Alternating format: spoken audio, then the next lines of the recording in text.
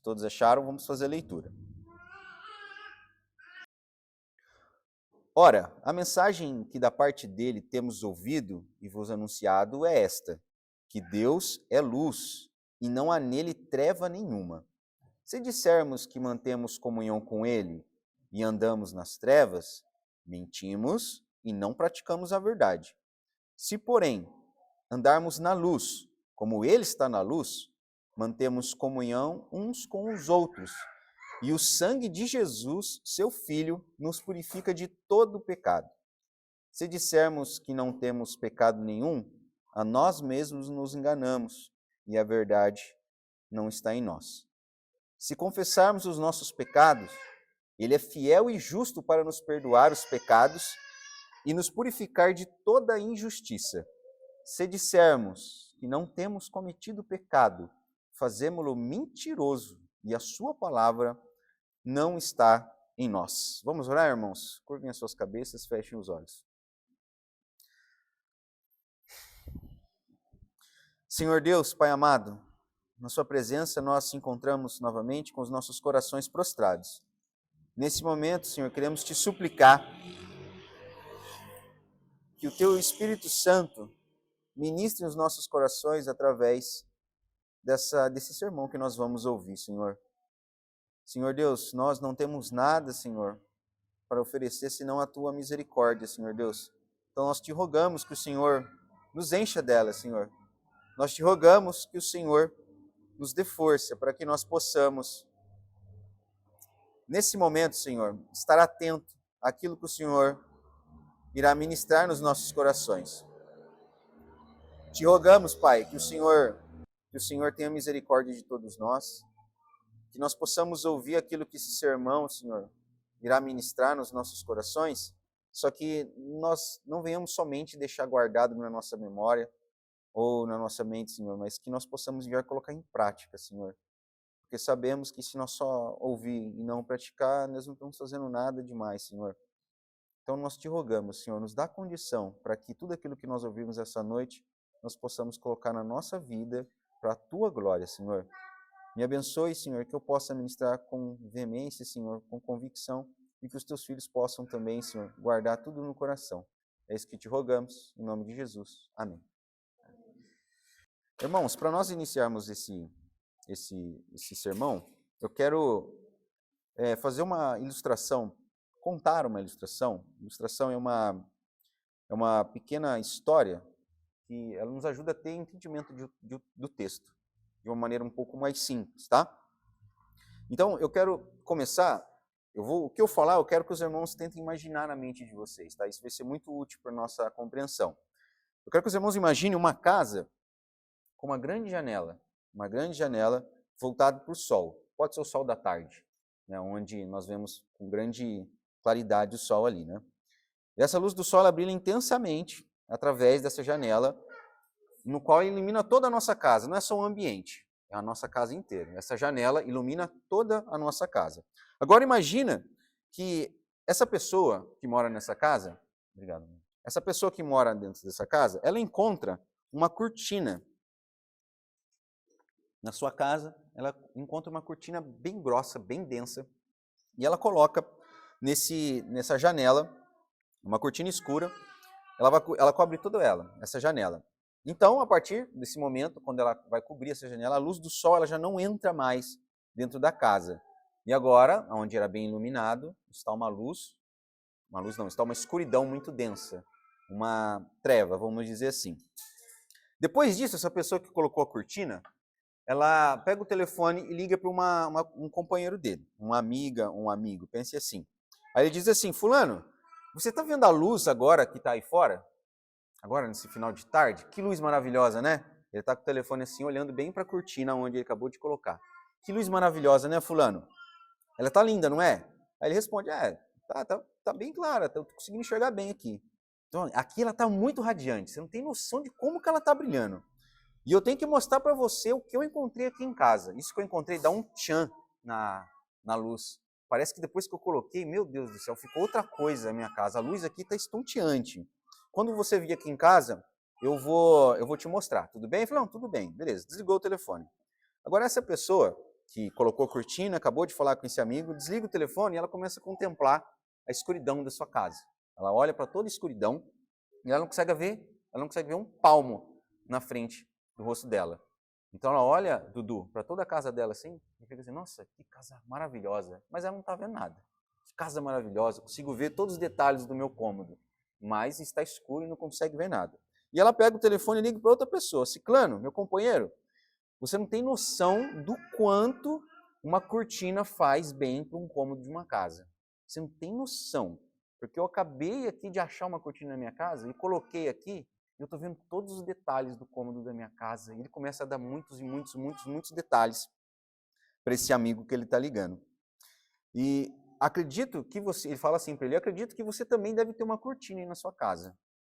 Eu achei aqui uma na minha casa aqui, mas eu acredito que você também tem uma. Por que você não faz esse experimento e tenta colocar aí? Eu vou te falar. Eu vou te falar, meu amigo, com toda a veemência, com toda a convicção. Na escuridão que essa cortina coloca pra gente, a gente consegue ver até melhor que na luz. Você não tem noção. Aí ele vai, desliga o telefone e encerra a conversa. Aqui, irmãos, se nós parar para analisar essa pequena ilustração, a gente vai entender que essa pessoa está falando algo que não é real. É algo que foge da nossa realidade, né?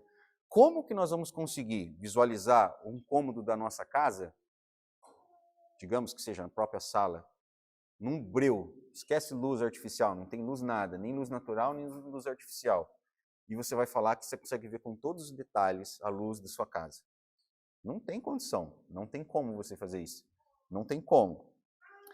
E além do mais, como a pessoa, ela pode perceber que ela não vê nada, porque, obviamente, nós estamos enxergando, nós estamos percebendo coisas.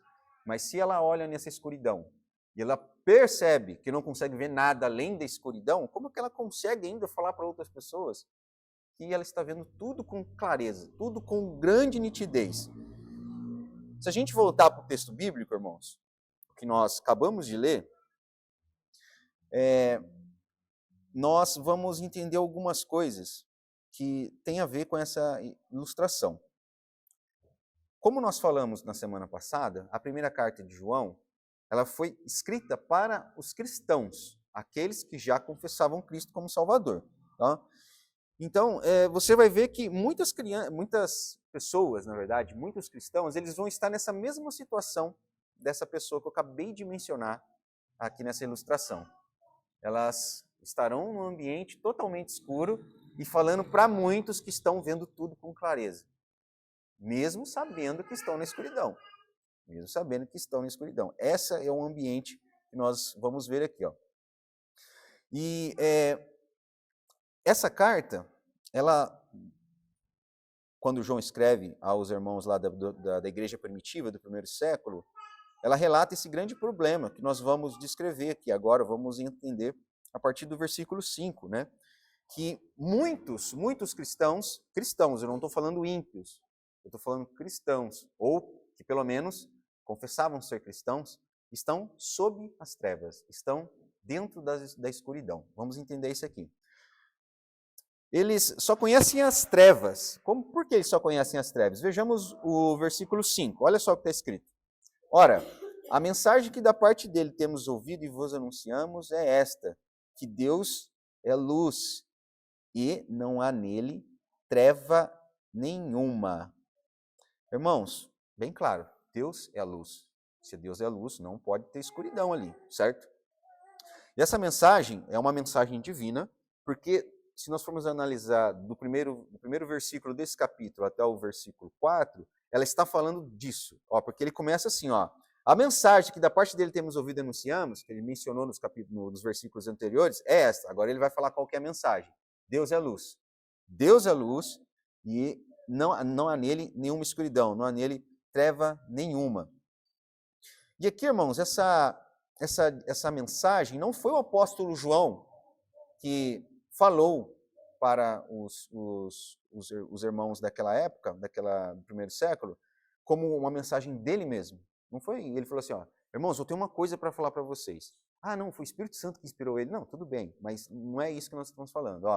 O próprio Jesus, o próprio Cristo falou isso para eles. Olha o que ele diz aqui. A mensagem que da parte dele, Cristo, nós temos ouvido e anunciamos é esta, ou seja, tanto João quanto os apóstolos, eles anunciavam aquilo que eles ouviam do próprio Cristo. Do próprio Cristo. Quando estava em vida, ele falou isso para eles. Então, o João aqui, ele relata que isso não é nada criado tanto por João quanto por outros apóstolos. Foi o próprio verbo da vida, o próprio Cristo que deu a João e aos outros apóstolos essa mensagem. Então, a partir daquele momento que eles receberam, eles estavam anunciando, eles começaram a anunciar. E aqui, irmãos, quando nós falamos em luz, no sentido, a gente pode começar a interpretar que na palavra de Deus existem muitas referências a luz e trevas, né? Então nós podemos começar a interpretar esse sentido de luz no âmbito intelectual, no sentido intelectual, nós podemos interpretar a luz como verdade. Então, quando a gente está falando de inteligência da mente humana, a luz como verdade e a treva como ignorância. Aquelas pessoas que não conhecem, que fingem que não sabem de nada ou que não entendem nada, são ignorantes. Quando nós falamos de luz no sentido moral, a luz é a pureza. E quando nós falamos das trevas, no sentido moral, a treva é o mal. Né? Sentido moral, luz, pureza. No sentido moral, trevas é o mal. Na Bíblia, há várias menções de luz e trevas. Eu vou ler algumas para os irmãos, só para que eu pesquisando no aplicativo lá, eu vi que tem mais de 300 referências de luz na palavra de Deus. Muitas delas é falado sobre, e deu à luz o menino tal, e deu à luz o menino. Mas tirando essas do Antigo Testamento, vai nos restar umas 140, mais ou menos, uma média de 140 versículos, referências ao sentido de luz e trevas. Vou pegar uma das mais impactantes que eu li aqui, que vai nos ajudar a ter luz no texto. No Salmo 18, 28, diz assim: Ó Senhor, meu Deus, derrama a luz nas minhas trevas. Ó Senhor, meu Deus, derrama a luz nas minhas trevas. No Salmo 27, no versículo 1, um salmo bem conhecido, diz assim: O Senhor é a minha luz e a minha salvação. De quem terei medo? Quando a gente fala medo, a gente também está referindo ao sentido das trevas. O medo ele é causado pela uma escuridão. Na escuridão, muitos têm medo, certo? Então a gente pensa assim também. Conseguimos colocar trevas nesse versículo. No Salmo 89, no versículo 1, diz assim: Bem-aventurado o povo que conhece os vivas de júbilo, que anda, ó Senhor, na luz da tua presença. Aqui ele está dizendo, bem-aventurado aquele que conhece a alegria de estar na presença do Senhor. Que, ó Senhor, na luz da tua presença. Na luz da tua presença. Salmo 89. Aí no Novo Testamento tem alguns versículos muito chaves também aqui. 2 Coríntios, no capítulo 4, no versículo 6, olha o que o apóstolo Paulo diz. Porque Deus que disse, das trevas resplandecerá a luz. Ele mesmo resplandeceu em nosso coração para a iluminação do conhecimento da glória de Deus na face de Cristo. Olha só que maravilhoso esse versículo. 1 Tessalonicenses, capítulo 5, no versículo 5, diz assim: Porquanto vós todos sois filhos da luz e filhos do dia. Grande referência à luz. Nós não somos da noite nem das trevas. 1 Tessalonicenses, capítulo 5, versículo 5. Agora, Efésios 5, no versículo 8, diz assim: Pois outrora ereis trevas, porém agora sois luz no Senhor. Andai como filhos da luz. Maravilhoso. Irmãos, e quando João ele traz essa mensagem divina, de que Deus é luz, ele deixa bem claro que o problema que os falsos mestres estavam ensinando aos cristãos da igreja primitiva, ele deixa assim, num sentido assim, eu posso até ser uma redundância, né, que eu estou falando aqui, mas ele quis deixar bem claro o problema que os falsos mestres estavam enfiando lá na igreja do primeiro século. Qual que era esse problema? Como já falamos no sermão passado, gnosticismo. Então, João ele quer trazer luz a esse assunto, ele quer trazer luz aos nossos irmãos do primeiro século. Aqueles que ouviam os gnósticos, né, eles acabavam sendo contrário à luz divina, essa luz ao qual os apóstolos pregavam, ao qual os apóstolos anunciavam, que foi a mensagem que Cristo deu para ele. Primeiro, irmãos, eles andavam nas trevas. Vamos entender que aqueles que ouviam os gnósticos, aqueles cristãos, irmãos nossos do primeiro século, que ouviam aquilo que os falsos mestres anunciavam, eles eram contrária à luz divina. Então, primeiramente, quando eles ouviam isso, eles andavam nas trevas. Vamos ler o versículo 6. O versículo 6 diz assim, se dissermos que mantemos comunhão com Ele, Deus, e andarmos nas trevas, mentimos e não praticamos a verdade. Olha só. A única forma, irmãos, de manter comunhão com o Pai, a única forma de mantermos comunhão com Deus é através do seu Filho. Nós lemos hoje, no início do culto, na primeira leitura bíblica, ninguém vem ao Pai senão por mim. João 14, no versículo 6. Então os gnósticos, olha só, irmãos, heresia terrível. Os gnósticos, eles não criam na divindade de Jesus. Eles não criam que Jesus era um homem-deus. Então, nós temos um hino, né, que nós cantamos hinos de festividades natalinas, né, quando está chegando a época do Natal, tem um hino no nosso cantor cristão que fala, né, glória ao homem-deus. Quem é o homem-deus? Cristo, Jesus, né? E aqui os gnósticos eles não acreditavam de maneira nenhuma na divindade de Jesus. É impossível, então, alguém chegar a Deus, ao Deus Pai, se não for pelo sacrifício da cruz, aonde Jesus verteu o seu sangue. Então, esses que nunca viram a luz, né, no caso os gnósticos, eles estão nas trevas com suas mentiras e as suas obras más, que nós lemos no finalzinho do capítulo aqui. Esses que andam nas trevas, eles não podem andar na luz, primeiramente, porque eles não confessam Cristo como o Cristo homem-Deus, Jesus o homem-Deus, Cristo, Filho de Deus. Eles creem que Jesus é simplesmente um homem com alguma boa conduta, uma excelente conduta moral. Às vezes um profeta, algo assim, mas o Messias, o Filho de Deus, os gnósticos, eles tiravam essa divindade de Jesus e passavam isso para os nossos irmãos do primeiro século. Então eles andavam nas trevas, simplesmente porque eles não criam no Cristo, não criam em Jesus como Cristo, irmãos. O segundo ponto, que esses que andam nas trevas, esses que não creem na luz divina, eles se escondem nas trevas. Olha que interessante. Vamos ler os versículo 8 e depois o versículo 10. Eles se escondem nas trevas, prestem atenção. Versículo 8. Se dissermos que não temos pecado nenhum, a nós mesmos nos enganamos, e a verdade não está em nós. Agora presta atenção, ó. Se dissemos que não temos pecado nenhum. Vamos para o versículo 10. Se dissermos que não temos cometido pecado, fazemos-lo mentiroso. Quem nós fazemos mentiroso? Deus. E a sua palavra não está em nós. Então, no versículo 8, se dissermos que não temos pecado nenhum, aí depois no 10, se dissermos que não temos cometido pecado. Então, através dessas palavras, nós podemos deduzir que, além deles andarem nas trevas, eles se escondem nas trevas. Por que se escondem? Ó, os falsos mestres do gnosticismo, eles afirmavam que não tinham pecados. E eu achei uma barbaridade quando estava montando o sermão, que a gente estava lendo os comentários, e vi vários relatos de como eles falavam dessa santidade, não é santidade, dessa pureza moral que eles tinham. Ó, eles não cometiam pecados, então eles não tinham pecados, a natureza deles não era pecaminosa, e eles não cometiam pecados também. Isso eram os gnósticos lá do primeiro século. Eles diziam da seguinte forma: a alma não podia ser contaminada pelo corpo. Então, usando desse escape, usando dessa mentira, eles começam a abusar da imoralidade, da perversão, e eles confirmam e afirmam que isso não afeta nada a nossa comunhão com Deus. Não, eu consigo ter uma comunhão com o universo, a comunhão com aquele que criou tudo, independente de como eu levo a minha vida, independente de como eu sou imoral ou eu gosto dos prazeres dessa terra, prazeres dessa vida. Eu posso ter uma comunhão com Deus.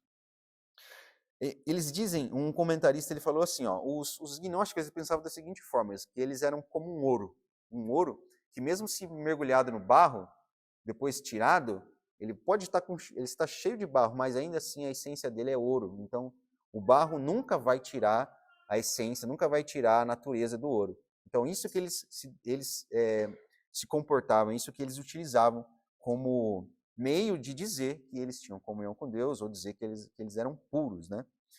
Então, assim como o ouro é banhado na lama, né, ele não prejudicava a sua essência, né? E isso era a relação que os gnósticos tinham com o pecado.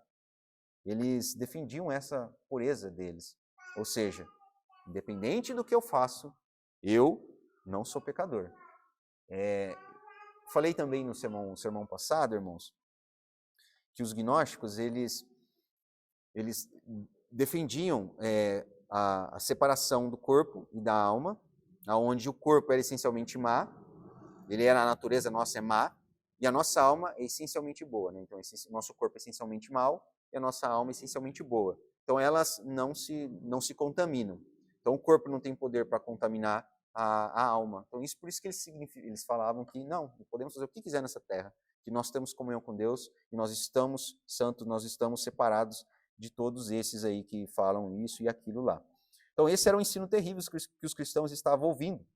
Irmãos, infelizmente, muitos estavam acreditando nisso. Muitos cristãos que confessaram Cristo, que passaram pelo batismo, estavam fazendo isso, acreditavam nesse ensino terrível, que eles podiam ser separados no sentido de fazer todos os maus e ainda estar em comunhão com Deus. Só que, irmão, se a gente for analisar, nós não podemos estar sobre as trevas, nós não podemos.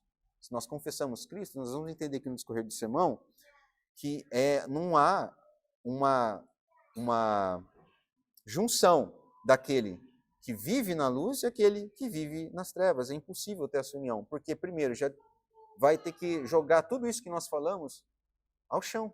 Tudo que nós falamos de Cristo, ao chão. Tudo que nós falamos sobre a natureza do pecado, ao chão. Isso derruba o cristianismo nesse sentido, no qual nós defendemos que o homem ele é totalmente pecador. Ele tem uma natureza depravada. A natureza do ser humano é assim.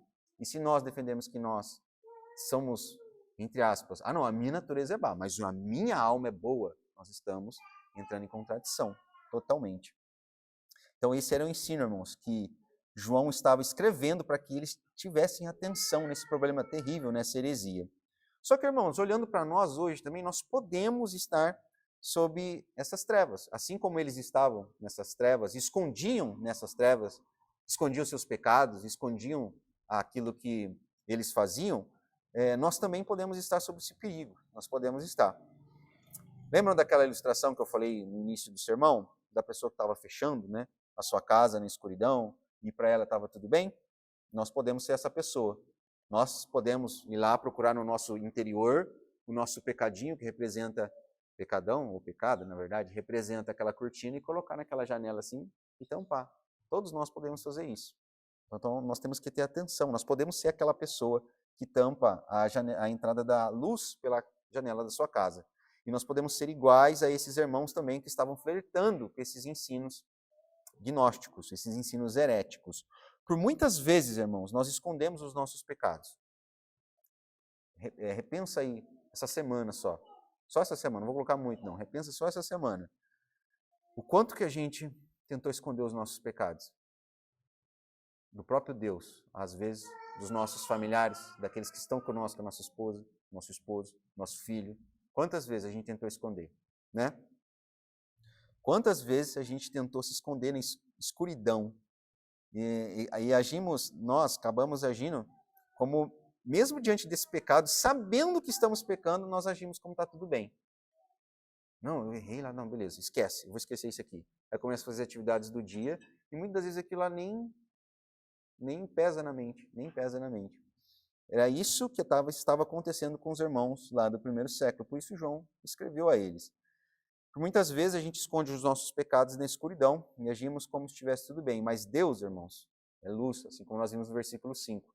E nada escapa dessa luz, nada pode escapar dessa luz. Às vezes, na maioria das vezes, a gente consegue esconder o nosso pecado, até do nosso companheiro, do nosso cônjuge, a gente consegue. Mas de Deus, irmãos, os irmãos sabem muito bem que nós não conseguimos. Então a falsidade, irmãos, mediante sobre quem nós somos, pecadores, natureza pecaminosa, e aos nossos atos, porque pecadores cometem pecados, né? Então essa falsidade, mediante a tudo isso, ela servirá somente para enganar os outros e enganar nós mesmos. Então nós estamos achando que estamos, depois que cometemos um pecado, nós achamos que estamos tranquilos. Irmãos, mas não estamos, de maneira nenhuma, de maneira nenhuma. Nós estamos num processo complicado diante de Deus. Se, mesmo cristãos confessando Cristo, a gente não se reconciliar. Se a gente não pedir perdão para Deus. E aqui nós vamos entrar no terceiro ponto, né? Nós podemos, irmãos, também ter a falsa sensação de sermos conscientes do nosso pecado e até carregar uma certa ira sobre ele, né? Pensa em vocês aí, irmãos. Muitas das vezes a gente luta contra um pecado, nós sabemos que esse pecado às vezes é um pecado de estimação, vamos pensar assim. Nós lutamos contra esse pecado e a gente começa a ter uma ira sobre esse pecado. Começa. Aí você começa a falar assim, nossa Deus, mas, Senhor do céu, como eu pequei hoje, Senhor, tem misericórdia, Senhor. Você pega esse pecado e começa a enfiar no bolso. Senhor, Senhor, eu odeio esse pecado, Senhor, misericórdia. Então, Senhor, abençoa meu dia hoje, abençoa a vida da minha família aí, que eu possa viver para a tua glória, em nome de Jesus, amém. Você só confessou que você está com ira do seu pecado. Realmente, nós ficamos com ira quando nós erramos, nós nos iramos. Às vezes, um grito, falamos um pouco mais alto que não deveria. Às vezes, fazemos coisas que nós sabemos claramente que a palavra de Deus condena e nós vamos e fazemos. Falamos, desperta uma ira na gente, mas nós não continuamos no processo ao qual a palavra de Deus fala que nós devemos fazer. Simplesmente nos iramos e oramos, Senhor, tem misericórdia, abençoa o nosso dia para a glória do teu nome. E aí a gente continua. Então, irmãos, mesmo com raiva, né, nós vamos escondê-los, não prosseguimos com aquilo que nós podemos realmente nos livrar, né? Então, ações assim só levam muitos e muitos que se dizem cristãos a viver uma vida de comunhão falsa diante de Deus. Isso aqui é muito perigoso, irmãos. E também uma comunhão falsa com os outros irmãos. Porque assim, se nós mantermos uma vida dessa forma, onde nós pecamos, às vezes até a gente é consciente, como falei, mas nós não pedimos reconciliação, não buscamos perdão, primeiramente com Deus e com os nossos irmãos, isso tudo indica que nós temos, na verdade, uma vida falsa de comunhão com Deus e com os nossos irmãos. Porque muitas vezes o nosso pecado é contra o nosso próprio irmão, não é? Muitas das vezes nós pecamos contra o próximo, né? Não somente com Deus, mas com o próximo também. E por a gente não confessar ou não fazer todo esse processo da forma como a palavra de Deus fala, nós acabamos caindo no mesmo problema que os nossos irmãos do primeiro século estavam vivendo. Nós podemos ter confessado Cristo, assim como muitos desses confessaram. E outra coisa, irmãos, uma coisa muito clara que nós vamos estudar no decorrer da carta, mas olha só, esses que estavam ensinando essas doutrinas, eles saíram do meio da igreja. Eles saíram do meio de nós, saíram do meio daqueles que confessaram Cristo. Então, esses mesmos que confessaram Cristo, eles estavam ensinando a fazer esses erros terríveis aí. Então, assim como muitos deles confessaram também, né? Porque o texto bíblico diz que os falsos profetas saíram do meio da igreja. Mas mesmo assim, nós nos escondemos e escondemos as nossas ações nas trevas. Então, se aqueles gnósticos ou aqueles irmãos cristãos que estavam flertando com o gnosticismo, eles se escondiam nas trevas, eles achavam que não tinham pecado e as suas ações não geravam uma falsa comunhão com Deus, nós também corremos esse risco. E isso nós devemos ter muita atenção, muita atenção, irmãos, porque aquela carta que foi escrita, essa carta que foi escrita por João, ela é atemporal. Ela sempre vai ser de grande ajuda para a vida do cristão, independente da era onde ela for lida, a época a qual os nossos irmãos leem, né? E agora nós podemos pensar, né? Eu sou assim, irmão João. Isso que você falou aí, eu tenho ira mesmo, às vezes eu peco e eu não confesso. Acho que eu tenho uns 15 pecados guardados aqui e eu não confessei, pensando assim agora. Sim, irmão João, eu também eu vejo que eu estou muito dessa pessoa que tampou a visão aí, dessa pessoa que tampou a cortina, a janela com a cortina. A minha casa está escura. Se eu for analisar a minha vida, irmão João, está dessa forma. E agora, o que eu faço? Eu percebi que eu sou exatamente aquele que fecha a cortina dentro da minha casa, que fecha a cortina da minha janela. Então, assim como o apóstolo, irmão, ele fala sobre aqueles que caminham sobre as trevas, esses que nós acabamos de falar, ele também comenta sobre aqueles que caminham sobre a luz de Deus.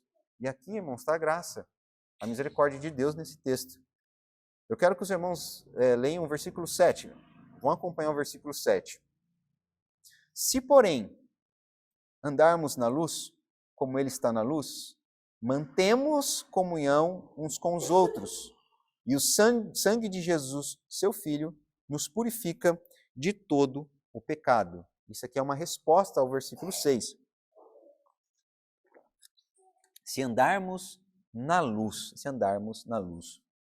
João relata, irmãos, que aqueles que andam na luz são purificados pelo sangue de Jesus, assim como nós vimos no finalzinho do versículo. Os gnósticos, eles não criam na morte do Jesus divino. Eles defendiam que antes de Jesus morrer, o Espírito Divino deixou o Senhor Jesus. Então isso era um outro falso ensino deles. Eles diziam assim, o Senhor Jesus, ele recebeu esse Espírito Santo, esse éons que ele fala, essa divindade, na hora que ele batizou. E aí depois, quando ele estava para morrer, não havia morto ainda, não tinha morrido. Quando ele estava para morrer, o Espírito Santo deixou ele. O Espírito deixou. E aí, então, quem morreu foi o Jesus de Nazaré, o Jesus homem, assim como qualquer um de nós, não é? Então eles defendiam que antes de Jesus morrer, né, o seu Espírito Divino deixou. Ele foi apenas um homem, apenas mais um homem que morreu, não foi o homem-deus, como a gente falou. Não foi o homem-deus que morreu, não foi o Cristo, o Messias. Mas eles creram na mensagem que os apóstolos receberam, né? Então, assim como os gnósticos, eles não criam, esses irmãos que receberam a carta, aqueles que realmente criam em Cristo, eles receberam essa mensagem do verbo da vida, né, que foi anunciado por eles. Eles creram que Jesus, o Cristo, morreu no madeiro por eles, foram substituídos pelo justo, pelo Cordeiro de Deus. Logo, eles confessam quem são. Isso aí está a grande diferença daqueles que andam na luz e daqueles que andam nas trevas. Lembra que eu disse, voltando à memória agora, daqueles que andam sob as trevas. Eles andam nas trevas, mas uma consequência deles estar sob as trevas é porque eles se escondem. Eles não falam quem são, não confessam quem são. A natureza dele é pecaminosa, mas eles dizem que não são. Eles cometem pecado, mas eles dizem que não cometem. Mas aqueles que creem em Cristo, irmãos, aqueles que creem no Cordeiro de Deus, eles confessam quem são. Porque eles sabem que necessitam de um Salvador. E aqui está a grande diferença, irmãos. Eles confessam quem são. Vamos ler o versículo 9, olha lá. Se confessarmos os nossos pecados, Ele é fiel e justo para nos perdoar os pecados e nos purificar de toda injustiça. João, irmãos, aqui ele diz que se aqueles que creem em Cristo confessarem quem são, confessar a sua natureza, o Deus Pai, aquele que é a luz divina, ele é fiel e justo. Como assim fiel e justo? A justiça divina foi feita, irmãos. O justo pelos injustos. Cristo, o Cordeiro, por mim e por você, irmão Márcio, por você, irmã Gisele, por todos nós aqui. O justo pelo injusto. Nós somos o injusto. Então Deus é fiel e justo para ele cumprir aquilo que na sua palavra ele determinou. Ele é fiel, irmãos. Então Deus, ele não vê mais a sua injustiça. Deus, ele não vê mais quem você era. Antes ele te purifica, assim como o texto fala, e ele te vê com a justiça de Cristo imputada na sua alma. Então agora, você perante Deus não é mais um pecador. Ele vê a justiça de Cristo em você, imputada em você. Porque houve uma substituição. Nós cantamos um hino já sobre a substituição. Houve uma troca, o justo pelo injusto. E aqui, irmãos, nesse capítulo 9, versículo 9, perdão, se nós confessarmos os nossos pecados, então ele é fiel para nos perdoar os pecados. Ele é fiel, irmãos. Deus, ele não vê mais essa injustiça. Antes ele vai te purificar, vai nos purificar com a justiça de Cristo. Então essa verdade divina, ela não passava na mente dos gnósticos.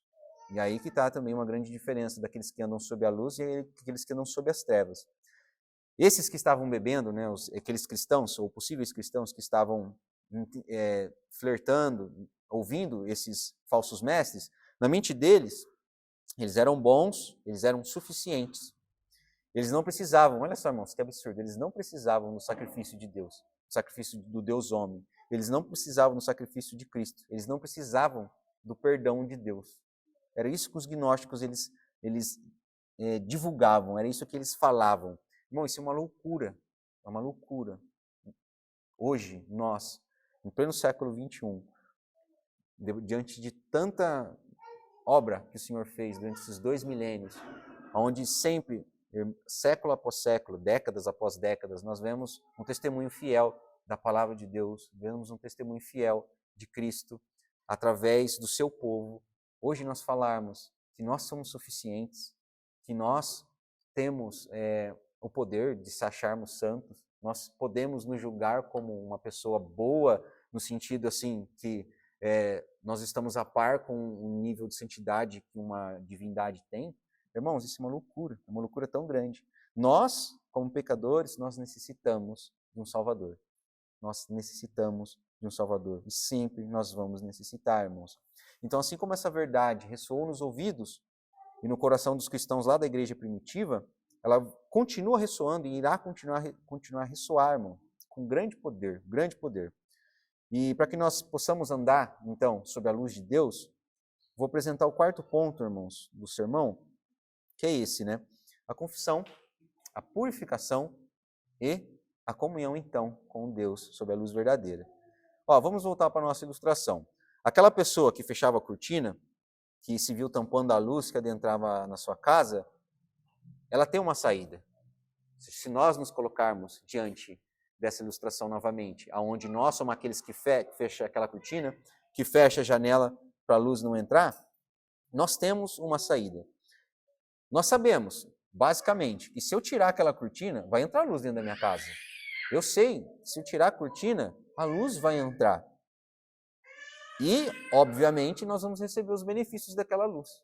Nós vamos receber os benefícios que aquela luz ela entrará dentro da nossa casa, que aquela luz oferece. Irmãos, Cristo ele oferece perdão para todos. Cristo ele oferece perdão para todos aqueles que já nele creram. Então aqui, irmãos, eu estou falando para cristãos mesmo, para todos nós que estamos aqui, que já confessamos. Cristo ele oferece perdão para todos aqueles que nele já creram. Também sabemos que ele oferece perdão para os seus eleitos, aqueles que ainda não creram nele. Ele oferece perdão. Mas para nós, ele também oferece. Ele também oferece perdão. E o que nós devemos fazer, irmãos, é não esconder o nosso pecado. Nós não devemos esconder o nosso pecado. Nós temos que ir ao pés da cruz. Nós devemos chorar, assim como o Joel estava fazendo na oração. Às vezes nós não choramos o suficiente pelos nossos pecados. Às vezes nós não choramos o suficiente para aquelas nossas mazelas, para aqueles pecados que nós temos guardados lá no coração, bem escondidinhos, os pecados de estimação. Nós não choramos, irmãos. Mas o Senhor nos convoca para que nós clamemos a tua misericórdia. Que nós possamos clamar, irmãos, com toda a alma, com todo o vigor que nós temos, sentido falando espiritualmente, né? Para que nós possamos receber de Deus esse perdão, para que nós possamos confessar dele, receber o perdão e assim sermos purificados. Assim, se nós confessarmos. Mas esse é o passo, irmãos, confessar. Se nós não confessarmos, nós não recebemos perdão. Se não confessarmos, ficaremos na mesma situação. Se eu não abrir a cortina, ficará escuro aquele ambiente. Mas aqui está dizendo que nós temos que fazer isso? Não, irmãos, aqui eu já estou falando para aqueles que já são salvos. Já são salvos. Se nós não abrirmos a cortina da nossa casa, que tampa a luz que entra pela janela, nós vamos estar na escuridão, irmãos. Que Deus nos possa dar graça para confessar esse pecado e que nós possamos se entregar verdadeiramente a Ele. Vamos ler de novo o verso 9, irmão, só para a gente fixar aqui. Se confessarmos os nossos pecados, Ele é fiel e justo para nos perdoar os pecados e nos purificar de toda injustiça, se confessarmos os nossos pecados. Se confessarmos os nossos pecados. Irmãos, Deus nos perdoa, irmãos. Ele nos perdoa. Ele tem perdão para todos nós, assim como já foi falado. Somente através do Filho dele nós alcançamos esse perdão. Somente através de Cristo, nosso Senhor Jesus. Somente através disso nós vamos ter comunhão verdadeira com Deus. Não adianta nada, né? Como disse, nós confessamos. Nós somos purificados a partir desse momento da confissão. Porque olha o que diz aqui, se confessarmos os nossos pecados, Ele é fiel e justo para nos perdoar. A partir do momento que nós perdoamos, que Deus nos perdoa, na verdade, Ele nos purifica de todo esse mal que nós fazemos. Ele nos purifica de todo o nosso pecado. E assim nós somos religados a Ele também. Se nós estamos em pecado, irmão, aqui a palavra de Deus nos fala para os cristãos, aqueles que já confessaram. Se estamos em pecado e não confessamos, a comunhão está quebrada, irmãos. Está quebrada. Tão somente nós devemos confessar o nosso coração, confessar os nossos pecados a Deus, para que assim essa comunhão seja religada, irmãos, seja religada. Então, somente através desses passos, irmãos, que nós vamos ter comunhão verdadeira com Ele. E aí sim, nós vamos estar andando sobre a verdadeira luz, que é falada no versículo 7. Se, porém, andarmos na luz, como Ele está na luz, vamos manter comunhão uns com os outros, e o sangue de Jesus, seu Filho, nos purifica de todo pecado. Irmãos, esse fechamento é maravilhoso. O que nós podemos tomar, irmãos, daqui para frente, para a nossa vida cristã, nós devemos pensar da seguinte forma: confesse os seus pecados. Não passe minuto sem você confessar o pecado que você fez. É até interessante porque, um pouco antes de nós virmos para a igreja, como nós somos terríveis, né? Estava procurando a minha jaqueta e não achei. E aí, irmãos, por um pecado, pela natureza pecaminosa que eu tenho, eu subi um pouco a voz com a minha esposa. Eu que perdi, o que ela tem a ver com isso? Para ela procurar, me ajudar a procurar. Então eu levei. Irmãos, mas na hora, veio esse versículo aqui na minha mente. Opa, já chamei ela, pedi perdão. Irmãos, o que nós devemos fazer é, mesmo que nós cometemos o pecado, e nós fomos alertados, opa, pequei, nós não podemos pegar esse alerta e pegar assim, e jogar e continuar. Eu poderia ter vindo para ela, quebrado essa comunhão que eu tinha com ela, e obviamente quebrado essa comunhão com Deus, porque eu pequei contra ela, e automaticamente pequei contra o meu Deus. Então eu poderia ter vindo, mas o Senhor deu graça de entender isso e pedir já perdão para ela por esse